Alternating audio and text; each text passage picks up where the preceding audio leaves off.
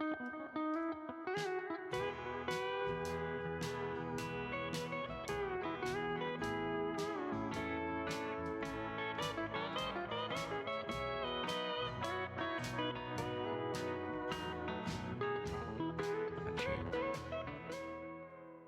y'all. Welcome to Who's Gonna Fill Their Shoes. We got another episode for you today, and I am Josh. Hey, it's Wes. Yeah, here we are again. So I'm real excited for this one. We're a month in now, 4 episodes. That's right.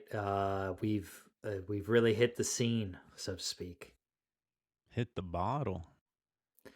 Well, we could do a little of that too. It is Friday night. Finally, Friday, just like the good old possum said.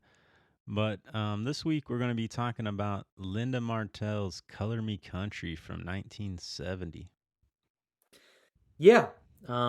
This is an album that I actually found out about relatively recently in the last like 4 or 5 years, and I don't think that's unusual. I think it's had a resurgence, and I have that little uh reissued version of it on vinyl, the nice like orange see-through vinyl. It's very cool looking, but yeah, we'll dig in for sure. But I got that picture I sent you earlier, and we'll post it somewhere. But it's a beautiful reissue, and it's cool that it was done.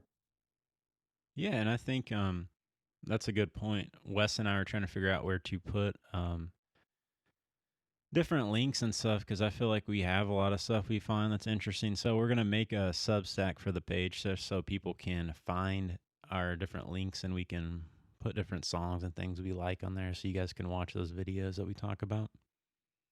Yeah, yeah, for sure. We it's a lot of the fun of digging into some of these older records is that we get to find old websites and videos, and yeah, we'll start posting them there so everybody can subscribe. And we don't have that put together yet, but the next episode we'll share what the URL is, and we'll make sure we put it on Instagram too and YouTube. Um, I also think, Josh, we ought to start this episode by just giving a little. It's not directly tied into this, but rest in peace, Jerry Kennedy, who we think played on this. Certainly played on the last record we talked about, but he just passed away. I think was it 2 days ago? Yesterday, actually. Yesterday. Wow, my 80, sense of time is very 85 skewed. years old. Yeah, yeah, a legend, and played on many of these records that we talk about, and I'm pretty confident played on this. Like He did play we on this. I'm like positive he did, as well as the Jeannie C. Riley. Okay, yeah, yeah. So, R.I.P. Jerry Kennedy, pretty distinct guitar player of that era, and somebody that brought a lot to every album that he was on. Oh man, I mean, there's so much to say. We could do an episode on Jerry Kennedy, but just his production work alone, where he was working with Shelby Singleton, that we'll talk about. I mean, he worked with Hank Williams. I think went to Nashville when he was like 9 or 10 years old and started singing and doing different things on recording, like something crazy. He signed a recording contract at 11 for RCA. Just a brilliant dude. He ended up taking over Smash Records too, which had all those Roger Miller records and every Lewis country album, which whatever you feel about Jerry Lewis, I think those are some of the best country records ever made. So he filled in on Elvis's Good Luck Charm as well, playing guitar for Hank Garland, Bob Dylan's Blonde on Blonde. Just goes on and on. Master guitar player and producer. Yeah, I think You're right. We should probably do a whole dive into him one day, and I think we will probably get into some of the session people that appear on a lot of these at some point. I don't see why we wouldn't go into that territory on the podcast, but uh, you know, just to move it back to Linda, I know you dug in a little bit to some of her background, and I'll say this the same way we say all the time. We're not trying to be necessarily historians on this, but we try to give a little bit of commentary about where everybody was from that we're talking about and sort of some of their history. So, what'd you find out about Linda? Yeah, and I mean, we do our best to be accurate and give a little deep dive. And some of these people, there's so much information out there. We could spend a whole year trying to figure out stuff. So it's hard with limited time. But Linda Martell, she was born Thelma Bynum in Leesville, South Carolina, June 4th, 1941. And Martell, she got her start in music singing gospel. It seems like in her father's church. Her father was a Baptist preacher and grew up listening to country because her father was a huge Hank Williams fan. And I forget the exact radio station, but he played Nashville country radio. They would get down in South Carolina.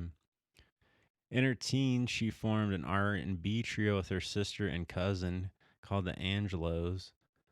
And while they were performing with that R&B group, Linda was convinced to change her name to Linda Martell from Thelma from the urging of a Columbia, South Carolina DJ Charles Big Saul Green. And so they kept recording between 62 and 69 and had some various hits. I actually found an interesting story, Wes.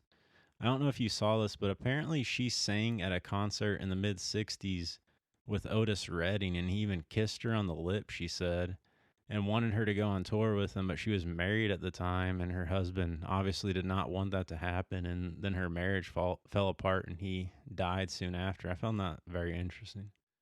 Otis died soon after that? Yeah, it was like right before Otis died. Wow. No, I did not know about that.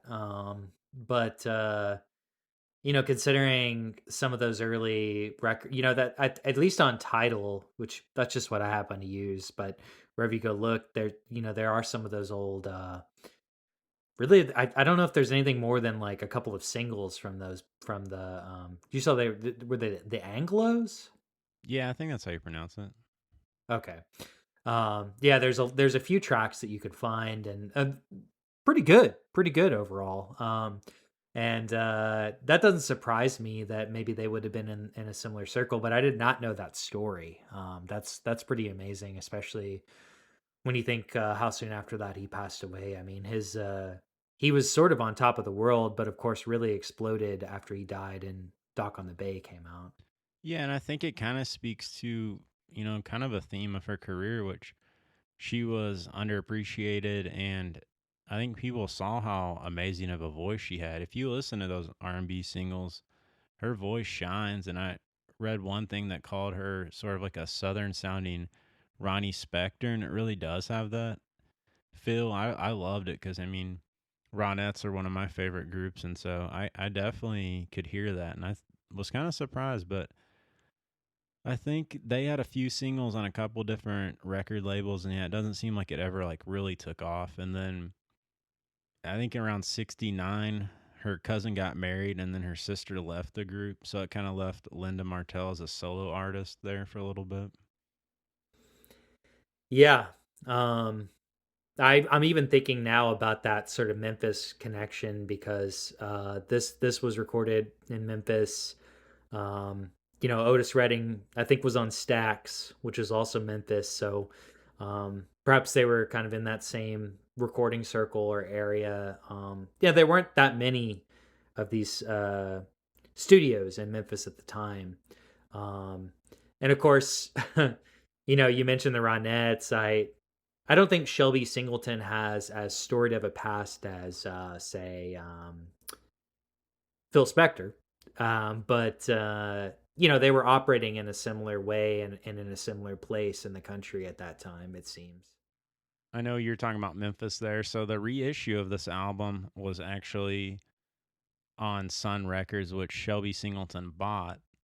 And he kind of goes into what you're talking about Shelby Singleton, Phil Spector. These guys are businessmen and kind of sharks in a way. I mean, I don't want to speak on Shelby's character because I don't know him, obviously, and he's long gone. But definitely a lot of stuff he did, especially with Sun Records, was pretty, I would want to say, was ethically questionable. With He put out some records that kind of hinted that Elvis had recorded them or Elvis was still alive after Elvis died, and various things like this. So I know the copy of this record that Wes has is on Sun Records because Shelby owned it, and they reissued this record with Jeannie C. Riley on Sun Records now because the record label still exists. So the album we're going to talk about was actually, though, recorded in Nashville, again at the Singleton Sound Studios. Yeah, it's a great point. I think the Memphis connection is just interesting that that studio exists there, and um, we were just talking about Otis Redding, and he was on Stax, so not to misconstrue those things, but yeah, I think it's a good point. You talk about Shelby Singleton, and it's this is well documented too. We're not. I don't think we're gonna cross any new territory here. That from Linda Martell's storytelling, and it feels very true of the time.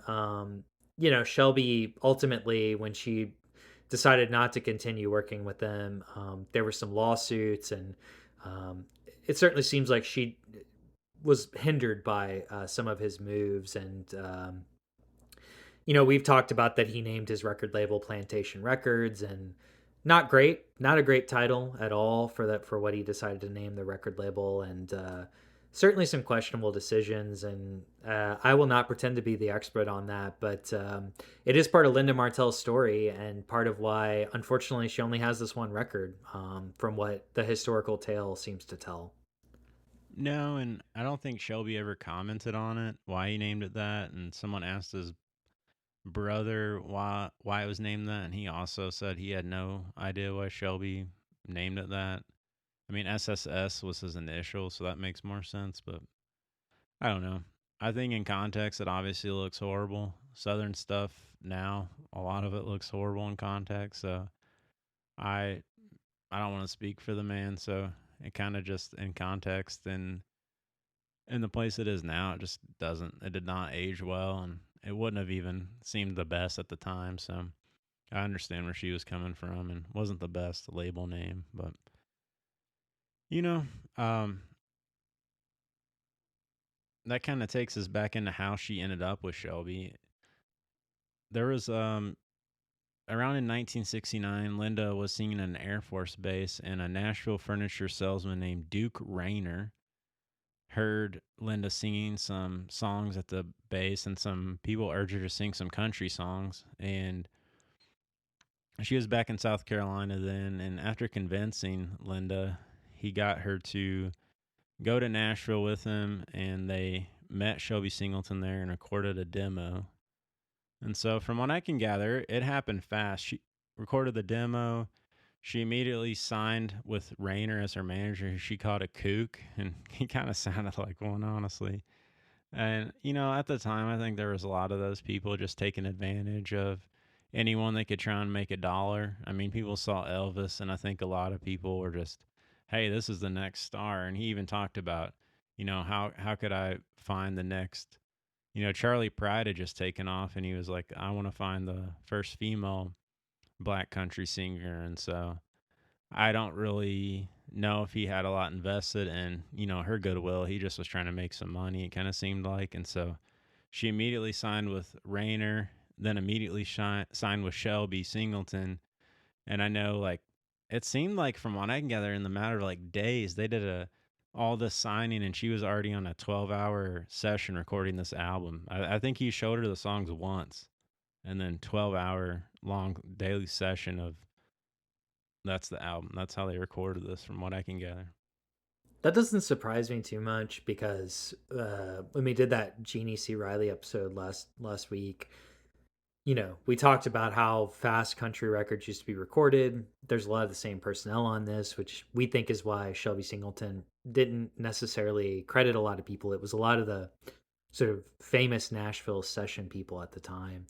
And a lot of the songs appear on multiple other albums, right? They weren't necessarily new songs, and that's not a dig on them at all. That was sort of the hallmark of the genre at the time. So none of that background necessarily surprises me. No, and no, and she was still kind of an R&B artist at the time. She was only doing the country songs because she loved country and she grew up singing it, but she had never actually done country music. And so Singleton convinced her to try it, and instead of releasing an album on SSS, he wanted to release a country album. And I think she just wanted to take any chance she could get, and she kind of probably thought this was her only chance. She had this huge hit maker signing her to a record label, and so I mean, I think anyone would take that chance, and seemed like it happened fast, and it was probably hard to even gather what was happening and to really think about it and just take the chance. And hey, I grew up country. I love country. I'm just gonna try it. Yeah. It's I mean, I think too, you have to acknowledge that as you indicated, like, uh, I'm just reading some of the notes that you took too, and I think it's amazing that she was the first black female country singer to, really the first female singer ever to appear on the Opry. And that's incredible history. I mean, I don't know how many people, I did not know this until I started digging into country more on my radio show and really read some of the history. But, one of the first people to ever appear on the Opry was a black musician, DeFord Bailey. It took a lot longer for Linda to break the barrier for a black woman to appear on the Opry stage, which was very important. Yeah, and Bailey, he played harmonica on the Opry for, I want to say, around 20 years. And Charlie Pride had premiered on the Opry in the mid 60s. But, Martell, this was the first country album by a black artist that was a female that had come out. I mean, and that's kind of the weird dichotomy with Singleton is he took a lot of chances, and there's a lot of stuff about that as he would take chances like that, but it kind of seemed motivated by money maybe. He did record a lot of R&B artists and stuff, but yeah, I mean it was a groundbreaking thing, and it's something that wasn't talked about, still not talked about enough. It's there's a lot more talk about Linda Martell now, especially with Beyonce including her on her country album, and a lot of renewed interest in Linda Martell, but still not known for something that's so groundbreaking.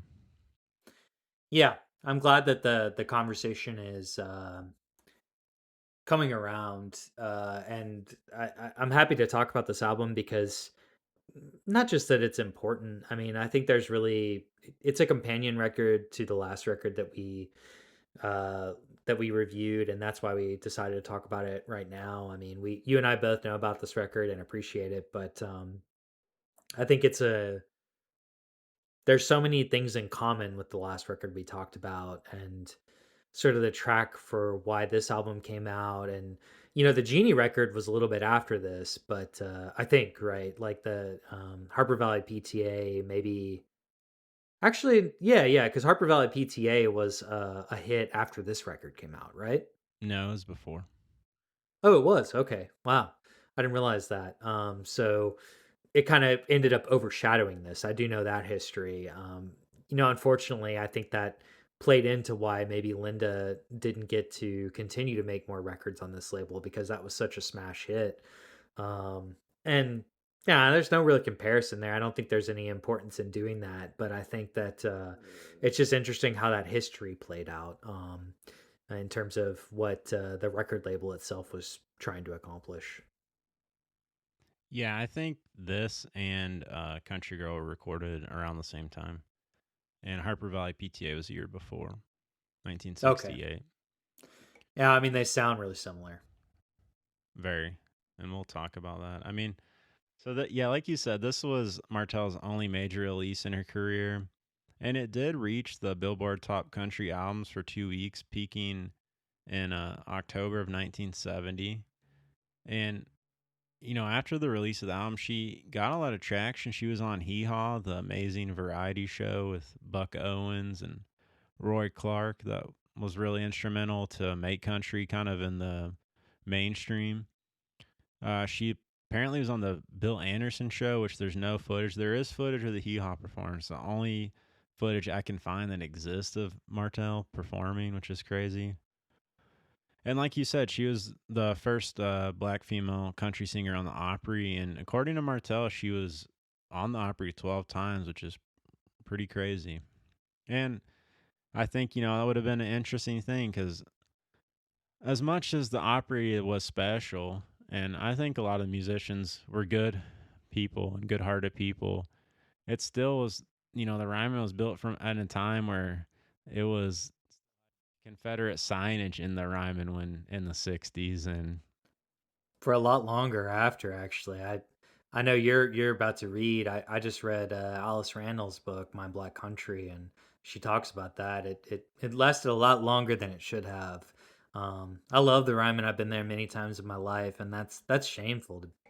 Yeah, and I have a I kind of have a mixed feelings about the Opry as much good as it gave to country music, and I think a lot of people there, like I said, they meant really well. It's still they left out Hank Williams, and there's a lot of stuff that was just didn't really make sense and kind of politically motivated with country music that didn't always help push it forward. So yeah, it was cool they allowed her to sing there, but it would have been weird, I'm sure. I mean, I can't even imagine that feeling trying to play in front of something like that. So very brave of her and courageous, and it's cool that she was the groundbreaking artist to do that.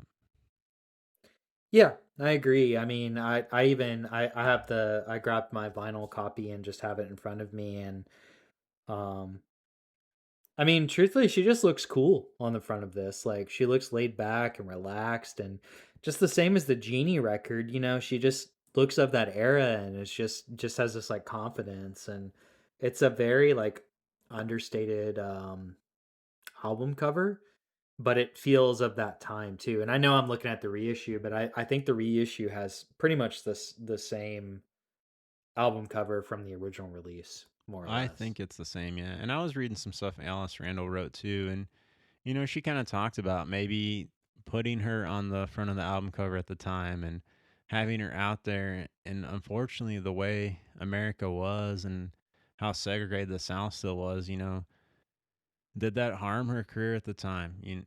People were so close minded in the South, and some country music fans, they still have to think this is a time when a lot of the women in country, no matter, were really trying to push barriers and getting a lot of pushback. You had Loretta Lynn with The Pill and Harper Valley PTA. There was a lot of songs that were trying to push the barriers in country. And you have to think as well.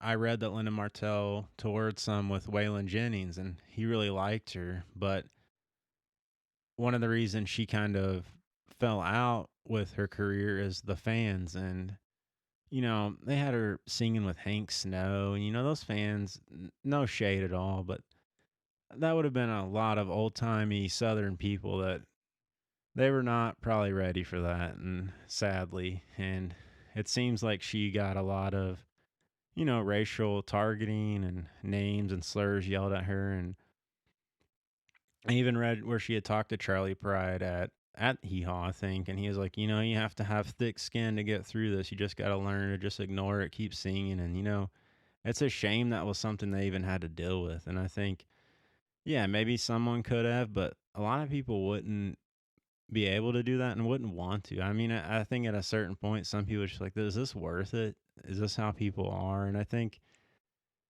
a lot of things she was maybe before her time because things were turning so fast. I think obviously that was just the way the world was, sadly in general. But yeah, I mean, I don't want to blast country music fans, but obviously there was a lot of white Southerners that were not open minded. And I think, we still hadn't hit the outlaw country where Waylon is pushing barriers and getting hippies and all these other people pulled into the country fan base that really diversified and made country beautiful and more inclusionary. But at that time, it was just a few years too early before that boundaries and barriers started to be pushed more.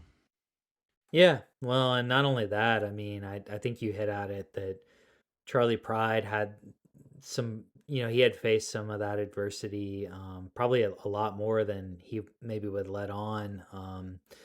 And he was a man in country music, which for a long time, way longer than what we're talking about now, was easier than being a woman in country. Forget about being a black woman doing country music. So to be doing that in 1970 is kind of astounding, to be honest. She's a trailblazer in every way that you could say, and it's a big part of the story of this record and of Linda Martell's life. And it's curious to hear someone who clearly could have giving us so many more songs and tracks, and you have this really as the only testament. But I think history is a big part of that, and that's why we're spending a lot of time talking about it for this record. Yeah, and sadly, there's still not a ton of black female artists in country, and I think that kind of speaks to where country is today. And I'm not going to go down that rabbit hole, but it's controlled by a lot of white men who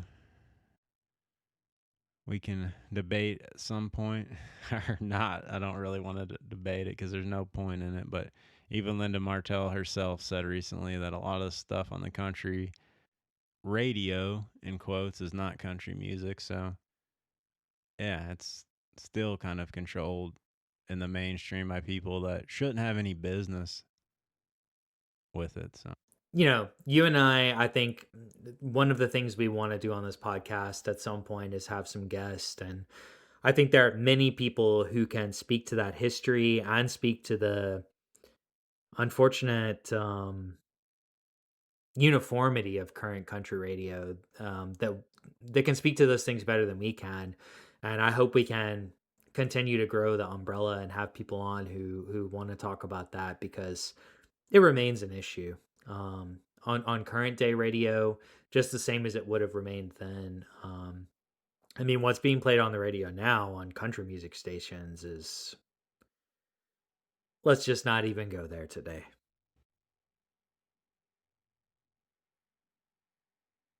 yeah, I agree. And, we're also not the right people to have discourse over diversification and race stuff. It's not something we've dealt with in the way that other people have, but it is something that needs to be brought to attention in this light, and it's something we want to celebrate with Linda Martell because she was a groundbreaker and more people need to know about her. And it want to keep pushing country music to be so inclusionary because it's such a beautiful thing. And we don't have country music without everyone. We don't have the banjo.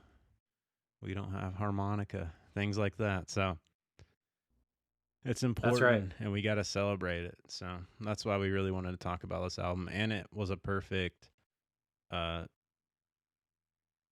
transition point from the Jeannie C. Riley album, as they're very similar. Yeah, agreed. I don't know. Do we want to just start digging in now? Yeah. So similarly to Country Girl, we had rest in peace Jerry Kennedy and Chip Young on guitar. Pedal steel was Pete Drake and Hal Rugg.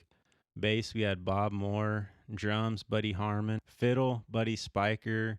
Piano, Hargus Pig Robbins. And, this was most of the same people, as I said, from Jeannie C. Riley's Country Girl. Seems to be pretty accurate. Again, also hard to find info on who played it.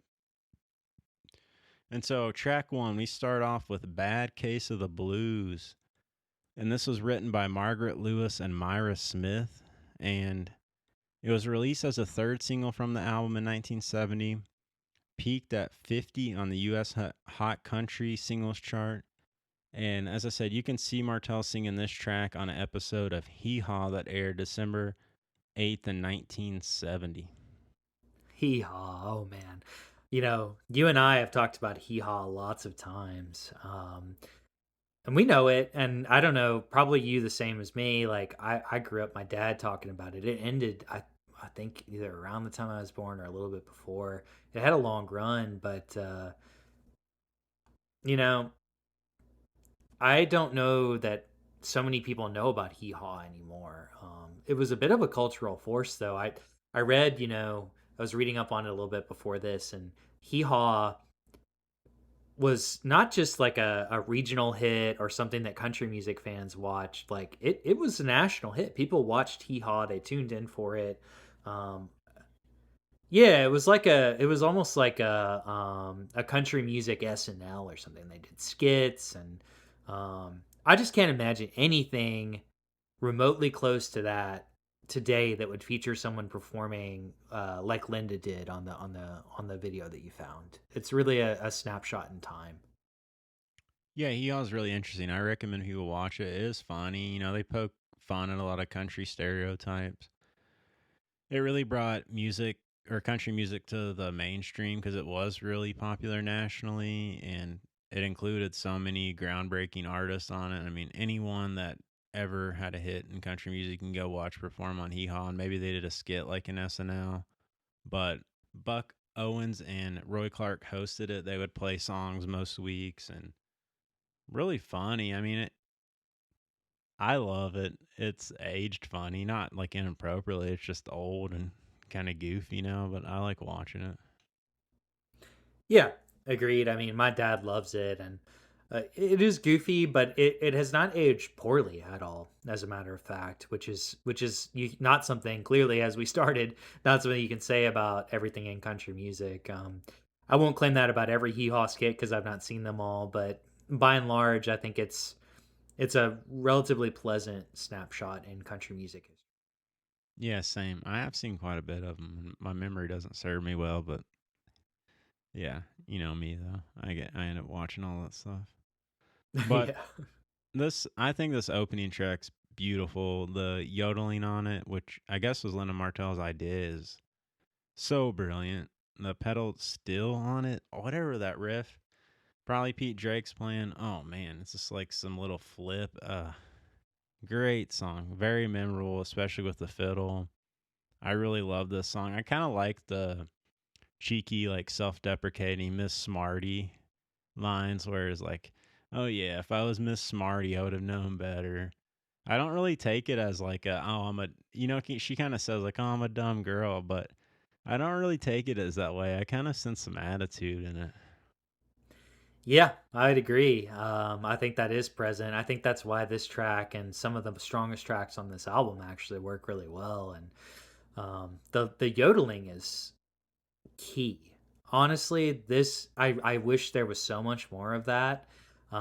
She was a master at it, to be honest. I mean, it was I believe actually, I was reading an article that it may have been that Alice Randall article that you had mentioned where she kind of compared it to, was it Jimmy Rogers, right? Like sort of like leaning into that sort of reference point, and it feels that way to me.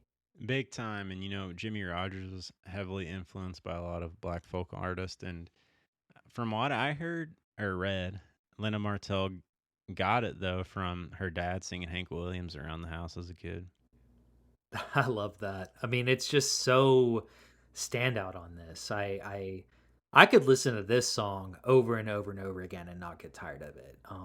One of my favorites on the album, and just such a strong opener. Like you definitely want to listen to this record when you hear this. Oh, I agree. And definitely go watch the Hee Haw performance. When we get our subset going, we'll put that on there. But, Hee Haw also didn't have people lip syncing. So you can actually hear and see some really cool stuff.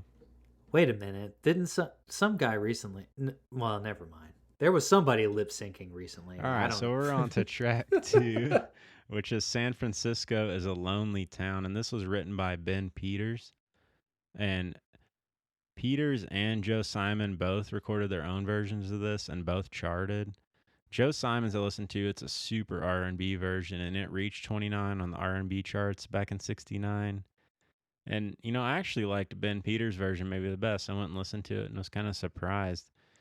From what I read, it was the only song that he recorded himself that charted, even though he wrote a lot of hits and many, many covers of the song.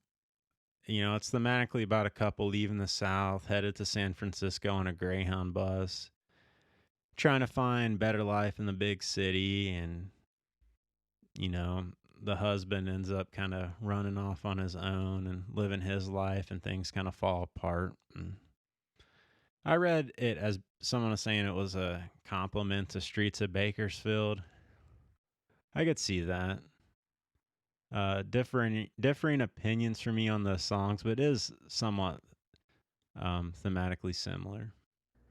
I think this song is most hurt on this record by the placement. I think following that intro track with this slow track is it doesn't work very well thematically. I think Linda's voice is what saves this song, to be honest. Like the guitar and pedal steel is pretty subdued on this one. Instrumentally, it's a bit subdued in general. But I think her the way she sings this song really works. I genuinely just think that the placement is the hardest sell. Yeah, it's really weird. It really just dives down real fast off the first track. Not in terms of like the song's necessarily bad, but it's just such a slow song. The feel and vibe of it's so different than the first track. It's not super country. You're just kind of like, okay, where are we going here? Where is this taking us? And so, yeah, I didn't hate this song. It's not my favorite writing of a song, but you know, it's not terrible. No, and I think that again, I stress that I think Linda's singing is still fantastic on this, and she can handle the slow songs really well, just the same as the faster ones. Although I like some of the faster ones better.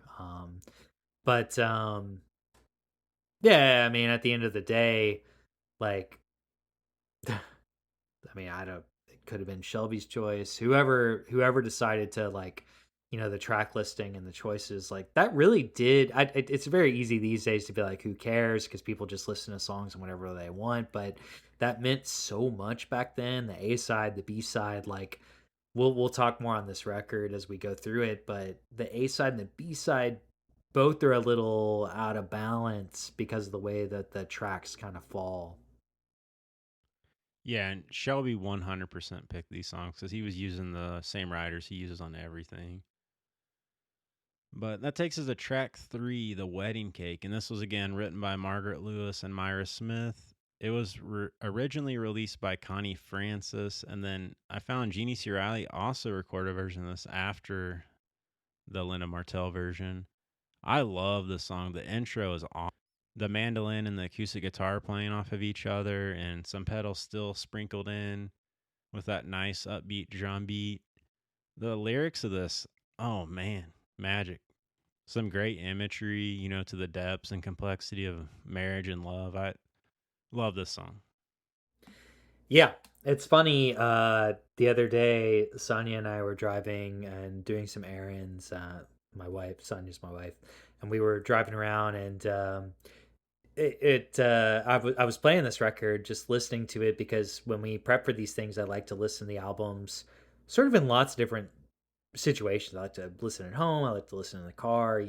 I happen to have the vinyl of this, so I like to listen to it there. But we were listening together, and this song played, and as we listened to a couple of them, she said, I really like the Wedding Cake song. And yeah, it's great. I mean, the story's good. I agree that the instrumentation is really lush, which doesn't happen on every song on this album. And it's lyrically really rich, actually. I really liked So when the hands of time trace tawny lines upon our face and lace our hair with strands of gray. I mean, that's beautiful. That's poetry really there.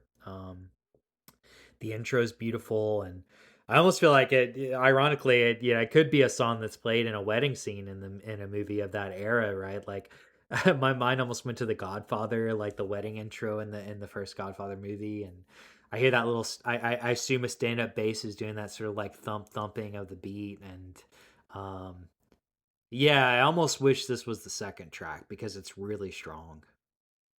Yeah, you are right. I did hear that stand up bass on this. And, it says every woman knows a lot of joy and tears come with the wedding cake. And I like how it talks about different slices of the wedding cake, feeding kids, wiping noses.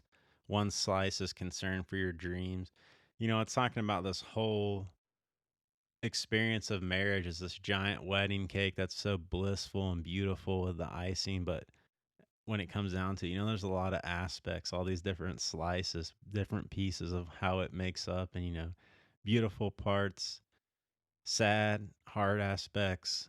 It's yeah, a very deep song. It's the more I listened to it, and the more I like dove into the lyrics, I was like, man, this imagery is really special. It's one of the better songs I've heard about that, honestly. Yeah, I agree. I mean, I think having done a lot of different eras on my radio show, it's it's interesting how progressive a lot of the tracks of this era were, and I think you mentioned earlier, like outlaw country had not yet happened. And I think the general consensus of this time is country had started to get stale, and maybe sounded a little like outdated compared to everything else on the radio. Um, but we have a lot of evidence that that wasn't true, right? And this would be right up there in songs that uh, they don't. It doesn't pay like domesticity in a singular way. It's really nuanced and it's well written, and I just think it's a great track. Really, I don't know what else to say about it. Yeah, and I agree. And I think, some of these songs do have a little bit of that 60s lush pop sound to them that is feeling a little dated by this point, but I think this song does it really well. And it sounds a little like Connie Francis, but it's made a little more country, and Linda's voice takes it to another place. It's really beautiful writing. And that takes us to track 4, which is Tender Leaves of Love. And this is another Margaret Lewis and Myra Smith song. I found another version by someone named Michael Henry Martin. And shocker, his album was also a Shelby Singleton album, and it was on SSS. Well, and I can't believe it. yeah, big shocker. And I, I made a note. I was like, did he just have multiple artists record the same songs, throwing them at the wall, hoping one would stick on the charts? Because it really seems like that. Yeah, and I think some of the weaker tracks. I don't know if that's entirely true, but some of the ones that don't work as well for me certainly feel like they were ones where he was just sort of shopping them around different artists, which is a business person of that time who can be surprised that's what was happening, right? And I don't know 100% for certain, but I mean, I assume he probably had a publishing deal with Margaret Lewis and Myra Smith since they wrote so many songs for Shelby. And yeah, it seems like he is probably like, all right, you guys sent me this song. I got 3 people I'm gonna try with it and see if any of them work, and I get a hit. And I think I listened to the other version. It was way more baroque, like 60s pop, and way more fitting for this song. And if I'm being honest, I don't really know why this song is on the album. It's got like harpsichord in it and sounds pretty odd for a country song. I'm trying to be open minded on the track. I don't think it's necessarily horrible, but it sounds like baroque style country. I'm not sure. No, I agree. I mean, it plays. This is not the only track I'll say this on, but it plays almost like a nursery rhyme. Um, I'm a little confused by it, to be honest. I mean, I think the A side of this album is just a little bit varied in general, and uh, there's a few songs that to me almost read like things that should have been cut, and maybe there should have been other things in their place, because they hurt the record, which it could have been a great record, and it has many songs that are outstanding, but this is not one of them. And I don't really think that's unfair. I think it leans a little too heavy on some of the things that country music was doing to a fault at this time. Yeah, I agree. I mean, there's even some Waylon songs that sound like this. It just was a little bit of a product of the late 60s. And I don't really know. I think some of these songs he could have just chose that he wanted to see how she would sing them. I do say the chorus of the song, her voice really shines, and it does kind of bring the song a little bit more interesting. But yeah, just not my favorite. But it's not a horrible song. Yeah, no, I mean her voice saves the worst songs on this record from being bad songs and make them just okay songs, I which agree is with you. fine. Yeah, I do agree. But at least side 8 ends strong because we got track 5, which is I Almost Called Your Name. Again, written by Margaret Lewis and Myra Smith. And as we recall from Jeannie C. Riley's Country Girl, the song was also covered by her and Freddie Fender. And I listened to Jeannie and Linda's versions on repeat, like back and forth over and over. Not to say like whose was better. I was just kind of curious because if you look at this is the same musicians recording the same song in basically the same year. Like, if you really want to talk about him just throwing stuff at the wall, it's like got to be bizarre as a musician and not, and they're not the same. It's kind of insane, honestly. Yeah, it is. It's funny, this is where Josh and I maybe diverge a little, and I think it's this is telling of country of that era, like, pick your poison, which song do you like the most and why? And everybody probably has a different answer in terms of, like, which version of the song, and you could do this across so many songs of that era.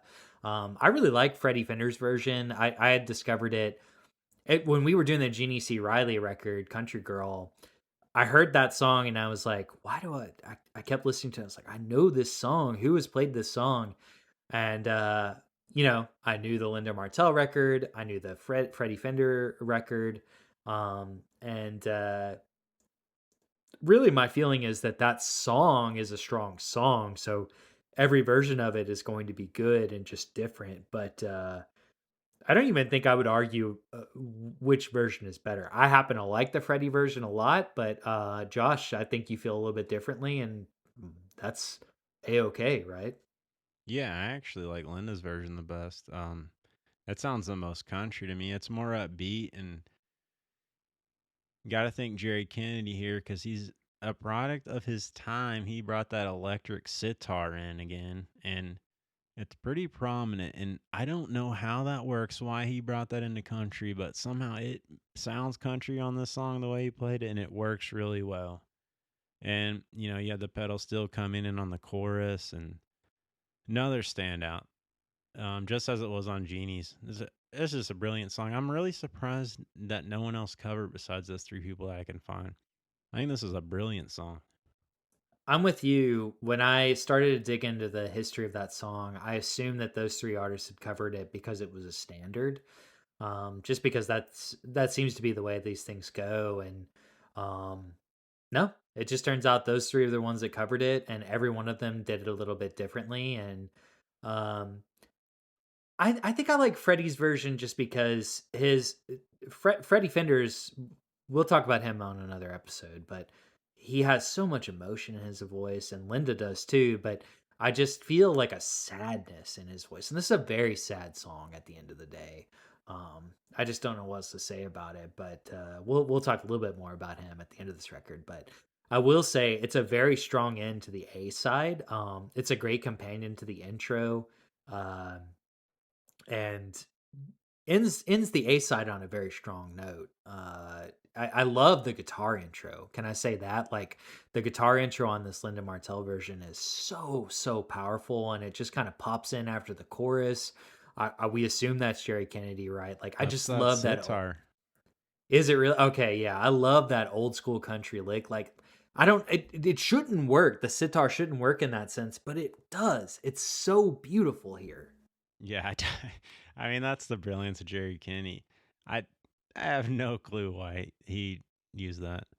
And I'm like 99% sure he's using that. If not, he is the one that brought the electric sitar.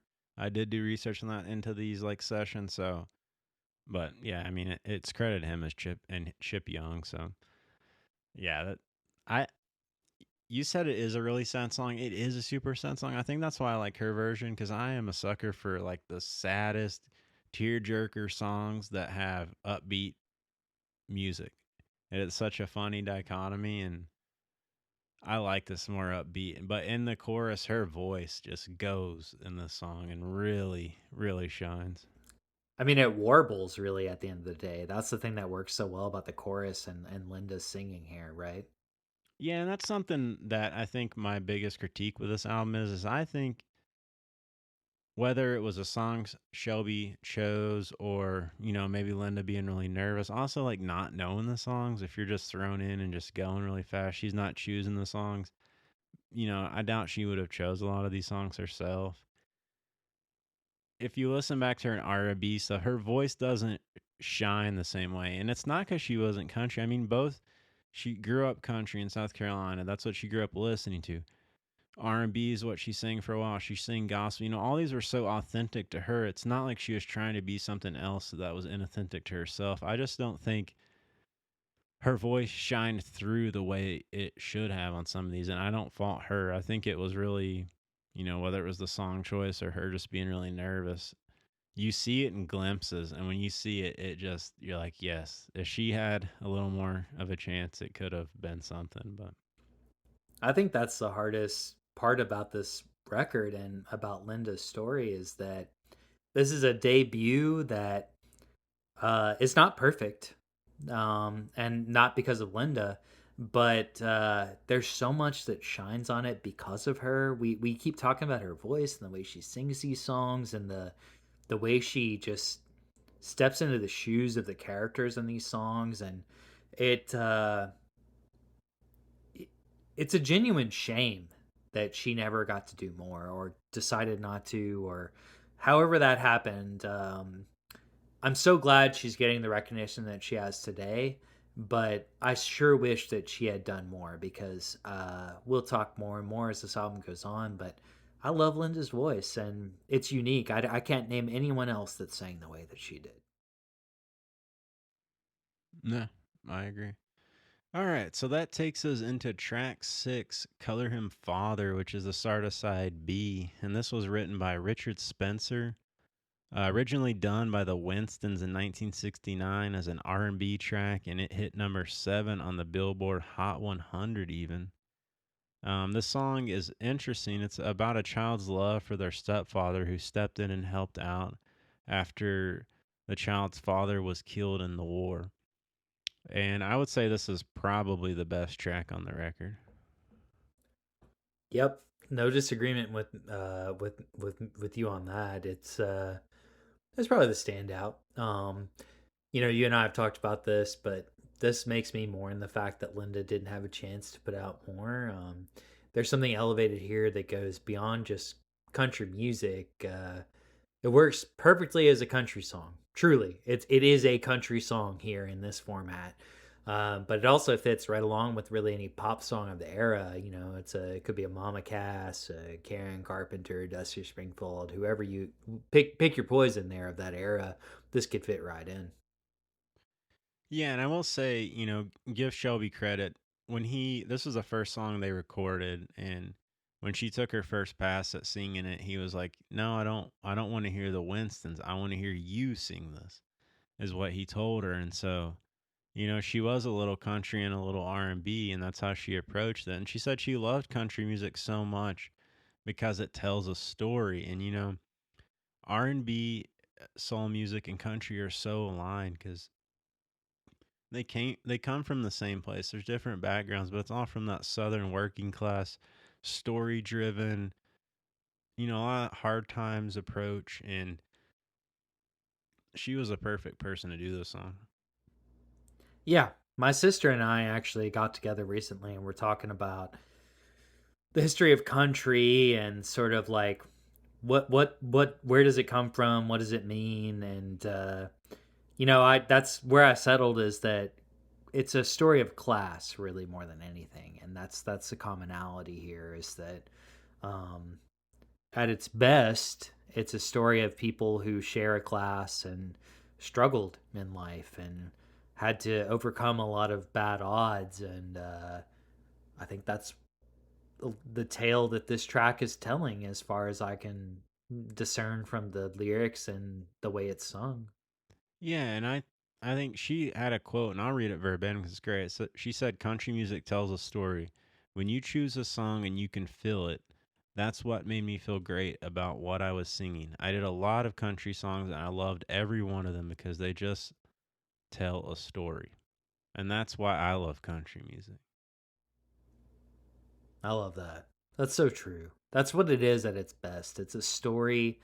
I always think of a good country song as like a little short story. I can see the people, I can see how they're interacting, I can understand why they're doing the things that they're doing, and that's all here. This is the best track of the record. Come on, let we know that that's true. Yeah, for sure. And the instrumentation on it reminded me of some of those like country private press records that maybe like Numero's put out or different people have reissued. Pedal Still's kind of more subdued and pretty. There's a I think Alan Walks, some of these different people I've listened to that has a similar vibe to this song. It's not. I'm kind of surprised that like the A-list people are playing this song the way it's played. And I will say this is the only time I'm willing to admit, or that I know of, maybe there's something I'm missing, but that a harpsichord is subdued and works on the song randomly, but you barely hear it. And I just think this art or this song is a complete work of art. It's brilliant, brilliant song. The story is great, and I think too, like at that time where Vietnam was happening, it probably really related to a lot of people as well. Yeah, I would certainly think that that would be true, and yeah, I mean, I don't want to make a lot of comparisons to the Genie album, where they're not warranted, but we chose this because there could be a bit of companionship there, and that album had a lot of instrumentation featured really prominently, and it's a little more muted on this record and on a lot of the songs, but I think it shines here and it works so well. It just works perfectly with Linda's voice. Like it, again, you got all the perfect instrumentation you would want. You have Linda's voice, which is excellent on every song on this record. You have the great story. You have the timeliness of the message. What more could you ask for? Yeah, I agree. I mean, please listen to the song. It is remarkable. But that takes us to track 7, which is There Never Was a Time. And again, this one was written by Margaret Lewis and Myra Smith. And I said this is a pretty standard country song. I didn't hate it. Nothing memorable about it. It goes back to what you're saying. The song's basically kind of a class song. You know, it's talking about how they grew up not really having air conditioning, mosquitoes were bugging them. Christmas was sad because they didn't have any presents, but they always had love in the house. And yeah, it's just kind of one of those songs. No, not horrible, but It's a little boring. I mean, I'm okay to say that because it's probably the slowest and just the least interesting track on this side, on side B. It just doesn't stand out.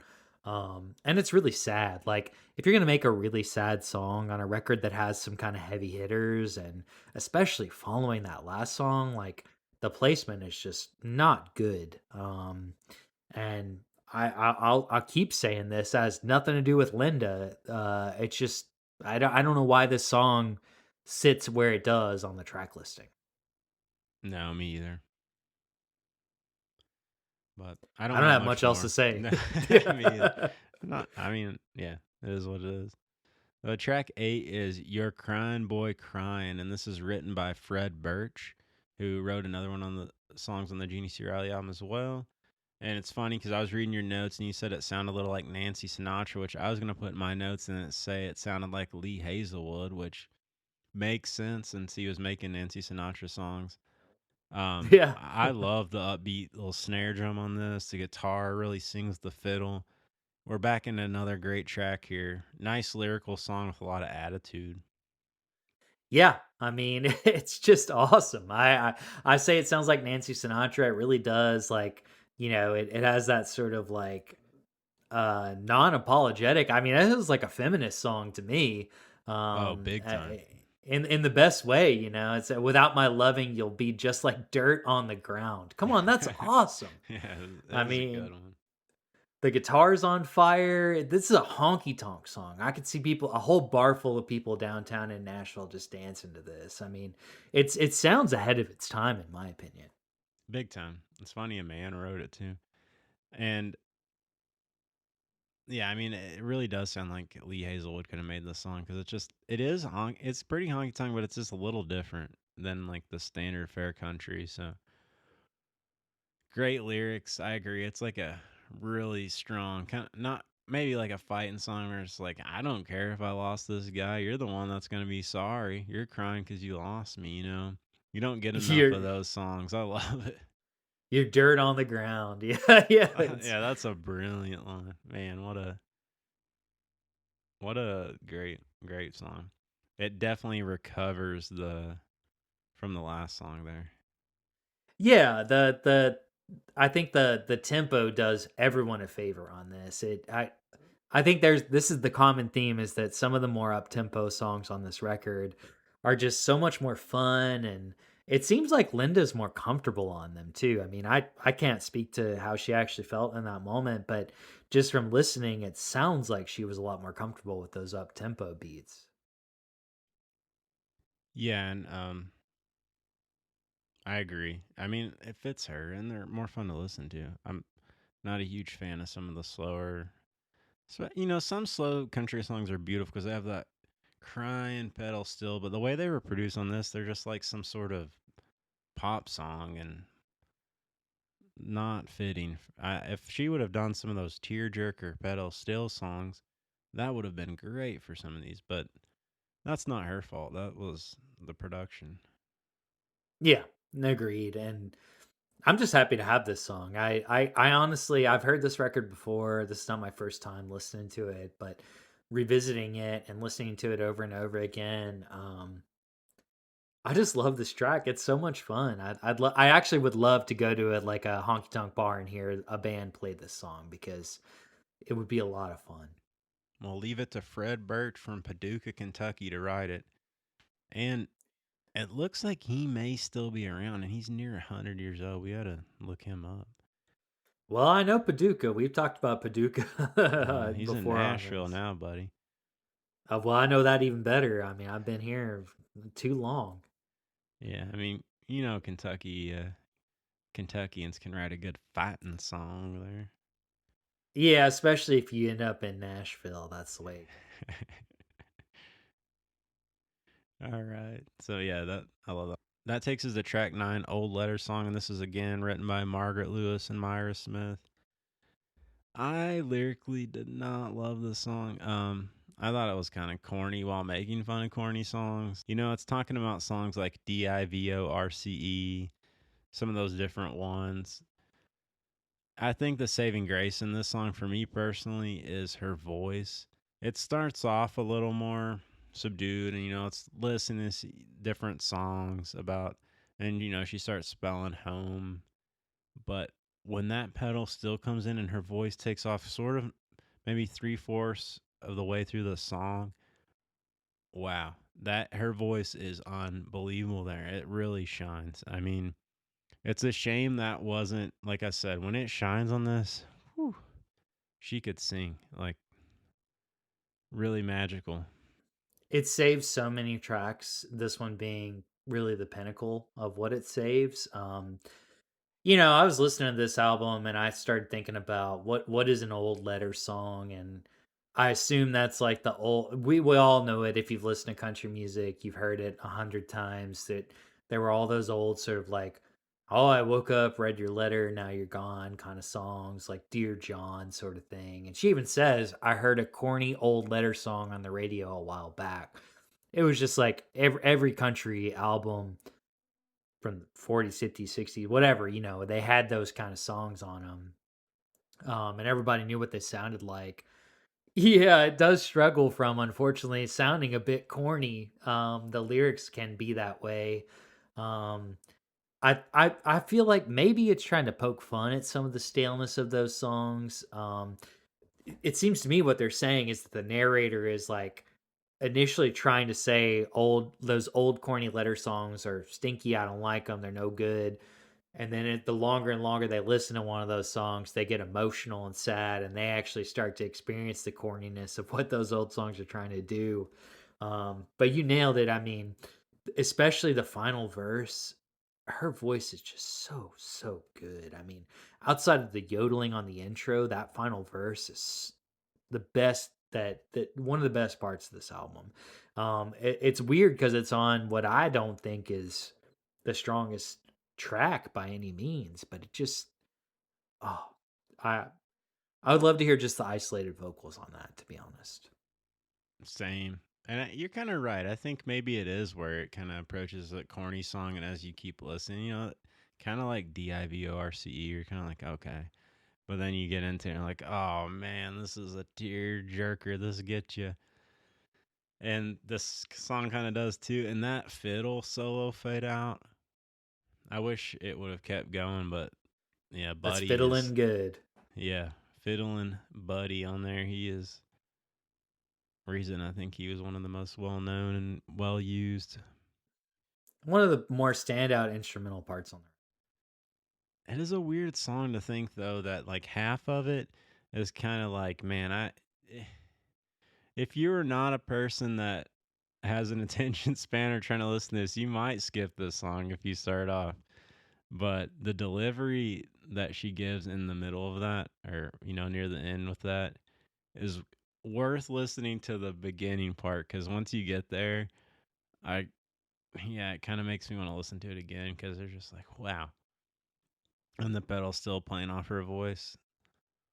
It saves a song. The payoff is worth it. It is. You get a real payoff with this song. All right, so track 10, Then I'll Be Over You, again written by Ben Peters. You said it sounds kind of like a lullaby, and I agree with that. Very pop influenced track. It does seem to maybe have some tape noise in it, but maybe I was just hearing that. Not a bad track, but nothing remarkable. No, I don't think it was just you. I played my vinyl copy a couple times, and it's a reissue, so I would assume like most of it's not always inherently remastered. Some vinyl copies are notoriously bad, but every other song sounded pretty clear.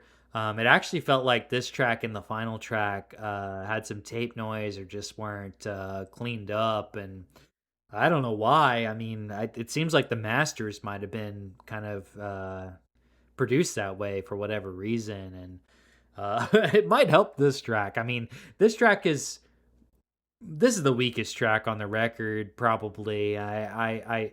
Again, it has nothing to do with Linda. Linda is the only thing bringing this, from the doldrums. But I don't know. It has that lullaby feel. If it's intended to make you feel a little bit sleepy, it works. Yeah, I'll say the slow songs on this album just aren't done in the way they should have been done. And I don't know. I don't really know it was produced that way, but Shelby's not here that I can call him up and say, why did you do it this way? But yeah, I agree. Her voice kind of saves these, but some of them I mean, no one could save them. Not that they're bad. I don't think, like, I'm not saying, oh man, this song is the worst song I've ever heard. It's just No, not like, it obviously wasn't going to be a hit, and it's not a song I'm going to go, hey, you should hear this song. This is the one I'm going to turn on from this album to turn you on to Linda Martell. It's just kind of, I mean, I listen to this album over and over and over and over, and these aren't the songs that I was kind of sometimes when I was getting these, like, okay, I've listened to that one enough, I think. I like the pedal steel on this. If you want to assume it sort of has that lullaby feel, and it's a little like ethereal sounding. I'm just gonna assume like we said earlier, it's probably Pete Drake because he was on the other, and he seemed to be the session guy who was doing some of the Shelby albums around the time. But it sounds pretty, and it works with her voice very well. Um, this is also, I think, the shortest song on the record. There's not a lot lyrically to it, and like just timestamp wise, it's quite short. So I don't know. It just almost feels like I'm not sure why they included this here. There's at least two songs on this record that probably could have been cut and replaced by maybe more up tempo or just other songs, and it would have worked better. And I would put this among them. Yeah, I don't disagree. And it was either Pete Drake or Hal Rugg on the pedal steel on that one. Has them both listed. We'll never know. But anyways, that takes us to the last track, which is track 11, and that is Before the Next Teardrop Falls, which is written again by Ben Peters and Vivian Keith. And I made a note, listen to the start of this and Old Letter song and tell me what's different. They kind of sound identical. I found a couple of songs where I'm like, this is really similar to something else. But, you know, They're playing these songs pretty fast, and there was a lot of versions of the song. It was recorded by a ton of people, which you've talked about several times, and we've talked about. This was most famously recorded with Freddie Fender, taking it to number one in 1974. And Linda actually had a hit with it too. She took it up to number 33 on the Hot Singles Country chart. Great song to include on the record. Yeah. Yeah, and it's a fantastic ending actually. I think it's interesting there's two songs that Freddie Fender did. I think that you could argue about the other one, Almost Called Your Name, about who did the best version. I actually think there's no definitive choice there. Well, it's not just me. Obviously, Freddie Fender's version was number one.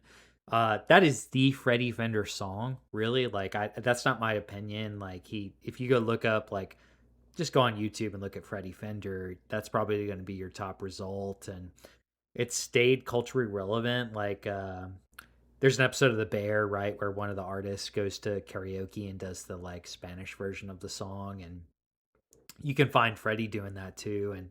And his version just sounds so sad. Like I actually don't think Linda's version sounds. It's a sad, sad song, truthfully. But her song doesn't end on the same way. Like I would not listen to this track and immediately be like heartbroken when Linda's singing it. It's just pretty, and Freddie's version sounds so like. I mean, this is not. We're not talking about Freddie tonight, but that to me. That's like if you ask somebody about this song, they'd probably name Freddie Fender. So I only mention that just because it's interesting that this came before that was a hit for him, and that it was a hit for Linda, but um, probably speaks again to the strength of the songwriting. And this is just a like this is a great heartbreak track, right? I mean, what you can't get much better than that. Oh, for sure. And you should look at all the different people that have sang the song. I do really like Lena's version, and it's interesting that hers was, several years before Freddie Fender's. And I also think too is an interesting point, both of them were very important, like pioneering and groundbreaking artists in country. She's the first black female country artist. Freddie Fender was one of the first huge, Mexican American artists where he had, his version he was singing in Spanish and it was a number one hit, which you still Yeah, I see think people are complaining about that now. I mean, and that was for a country song. And that yeah, his that song was amazing. yeah, that was I think that was the name of his debut record was maybe the same as the title track here, but yeah, I mean one of the first like big Tejano country musicians to chart that way. And the other song, we didn't mention it, the one that wasn't covered on this, like he had Wasted Days and Wasted Nights, like yeah, they were both, but it's amazing when that in that 4 year period how much those two push the envelope. So I think it's really cool that they both had a hit with this song.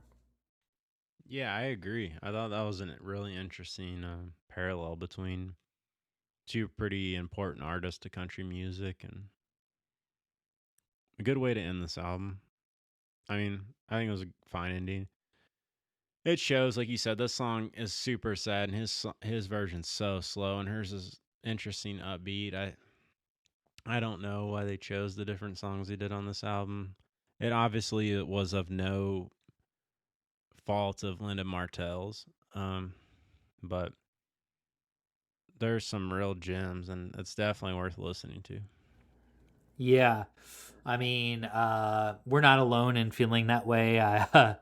I think Beyonce's record Country Carter, she featured some spoken word excerpts from Linda Martell, which is awesome. I love that. I think props to Beyonce. It's to shout out Linda Martell on your record speaks to the desire to recognize how important and how cool this record is. And I'm just going to read directly from Linda's words on the back of this reissued Color Me Country vinyl edition.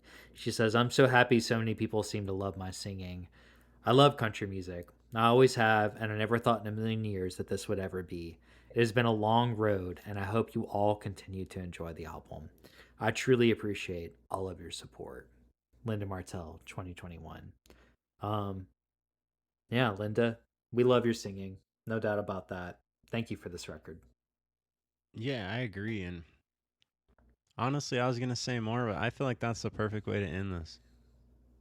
I I wish that things were different in the way that her career turned out, but she laid the groundwork for things to keep moving forward, and she did what she knew and what she wanted and where her heart was at. And beautiful record. Everyone should listen to it. With its faults that weren't hers, her voice is always there, and her voice is always singular, and no one else sounds like Linda Martell, and no one else did what she did. And I thank her for that, and I think everyone should thank her for that and her voice that she gave us. And she's still out there, and I really respect her and appreciate this album. So, Yeah, same. Thanks, Linda, for what you gave us, and thank you for um, revisiting this album in the modern era. And I'm so glad that you seem to have been given the chance to understand how many people appreciate this and how many people appreciate your singing. And um, I hope that continues to be true as long as you're here on this earth, because it's deserved. And um, I love this album. I really do. yeah, I do too. The standouts are worth it and stand out over a lot of things. So, with that being said, country music is for everybody. We'll be here again soon with another album review, and that is all we got for y'all. So, thank you. Who's gonna fill their shoes signing off? Have a good one, Uh, y'all. Adios. Adios.